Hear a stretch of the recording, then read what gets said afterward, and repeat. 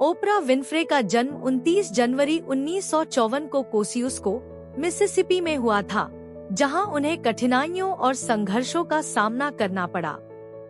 उनकी मां, वर्निता ली, जब ओपरा पैदा हुई थी तब एक किशोरी थी और उनके पिता, वर्नन विनफ्रे, उनके शुरुआती वर्षों में ज्यादातर अनुपस्थित रहे। ओपरा को उनके दादी के पास मिसिसिपी के ग्रामीण इलाके में भेज दिया गया था। वहां की स्थिति बहुत कठिन थी और ओपरा को उपेक्षा और शारीरिक शोषण का सामना करना पड़ा। फिर भी इन कठिन परिस्थितियों में भी उन्होंने पढ़ाई में शांति पाई। वह अपनी समस्याओं से बचने के लिए किताबों में खो जाती थी और यहीं से उनके भीतर कहानी कहने का प्रेम पनपा।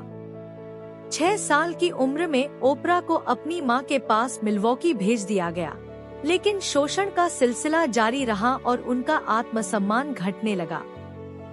14 साल की उम्र में ओपरा ने अपने पिता के पास नैशविल जाना शुरू किया, जो कड़े लेकिन स्नेही थे।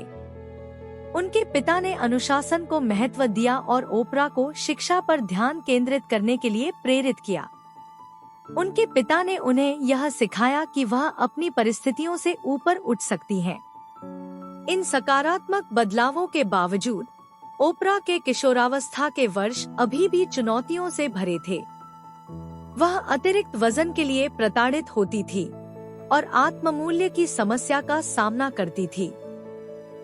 लेकिन उनका शिक्षा के प्रति प्रेम कभी कम नहीं हुआ और वह स्कूल में उत्कृष्ट रहीं। ओपरा ने टेनेसी स्टेट यूनिवर्सिटी से छात्रवृत्ति प्राप्त की और संचार में डिग्री प्राप्त की। इसी दौरान ओपरा ने टेलीविजन में करियर बनाने का निर्णय लिया। कॉलेज से स्नातक होने के बाद ओपरा ने मीडिया में अपना करियर शुरू किया और बाल्टीमोर में एक न्यूज एंकर के रूप में काम किया। यह रास्ता आसान नहीं था। शुरुआत में ओपरा को अस्वीकृति और आलोचना का सामना करना पड़ा। उन्हें कहा गया कि वह टेलीविजन के लिए बहुत भावुक हैं। लेकिन ओपरा ने इन आलोचनाओं को खुद पर हावी नहीं होने दिया। उन्होंने हर असफलता को सीखने का अनुभव माना और आगे बढ़ने का दृढ़ संकल्प किया। उनका प्रमुख ब्रेक 1984 में तब आया जब वह शिकागो गईं और AM शिकागो नामक एक सुबह की टॉक शो की मेजबानी शुरू की। शो शुरू में संघर्ष कर रहा था, लेकिन ओपरा ने देखा कि कुछ अलग किया जा सकता है। उन्होंने सनसनीखेज विषयों के बजाय लोगों के साथ गहरे भावनात्मक स्तर पर जुड़ने का अवसर देखा। उन्होंने अपनी खुद की कमजोरियों को साझा किया और अपने मेहमानों को भी ऐसा करने दिया। उनकी वास्तविकता और ईमानदारी ने दर्शकों को आकर्षित किया और शो ने तेजी से सफलता प्राप्त की। 1 साल के अंदर AM शिकागो को द ओपरा विनफ्रे शो में फिर से ब्रांड किया गया और यह राष्ट्रीय स्तर पर प्रसिद्ध हो गया। द ओपरा विनफ्रे शो ओपरा के लिए एक मंच बन गया, जहां उन्होंने मानसिक स्वास्थ्य, नस्लवाद, महिला अधिकारों जैसे मुद्दों पर बात की। उन्होंने सहानुभूति और करुणा के साथ कठिन विषयों को उठाया और उन्हें जो आवाज नहीं मिल पाई थी, उसे प्रदान किया।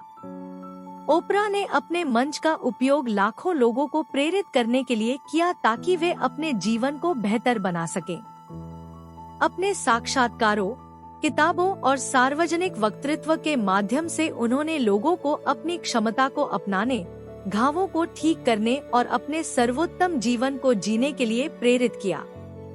ओपरा की प्रभावशाली यात्रा यहीं नहीं रुकी। उन्होंने अपनी खुद की production company Harpo productions launch की, जिससे उन्हें अपने काम पर नियंत्रण मिला और वह फिल्म, प्रकाशन और अन्य क्षेत्रों में विस्तार कर सकीं।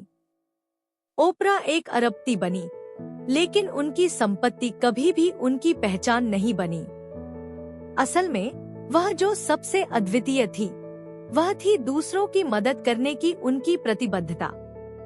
उन्होंने अपनी सफलता का उपयोग शिक्षा के लिए धन जुटाने, गरीब समुदायों को समर्थन देने और सामाजिक बदलाव का समर्थन करने के लिए किया।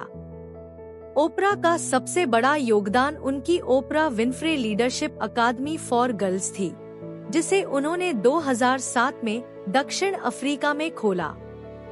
उनका उद्देश्य था कि वह उन युवा लड़कियों को शिक्षा प्रदान करें जो पहले से इस अवसर से वंचित थी और उनके जीवन की दिशा को बदल सके। अपने पुस्तक क्लब के माध्यम से ओपरा ने लाखों लोगों को विचारशील और परिवर्तनकारी साहित्य से परिचित कराया, जिससे उन्हें अपने जीवन और दुनिया के बारे में गहरे सोचने की प्रेरणा मिली। ओपरा का मानना था कि पढ़ाई एक तरीका है जिससे हम बढ़ सकते हैं, सीख सकते हैं और दूसरों के साथ गहरे स्तर पर जुड़ सकते हैं। धन्यवाद। ऐसे और प्रेरणादायक वीडियो के लिए हमारे चैनल को अभी सब्सक्राइब करें।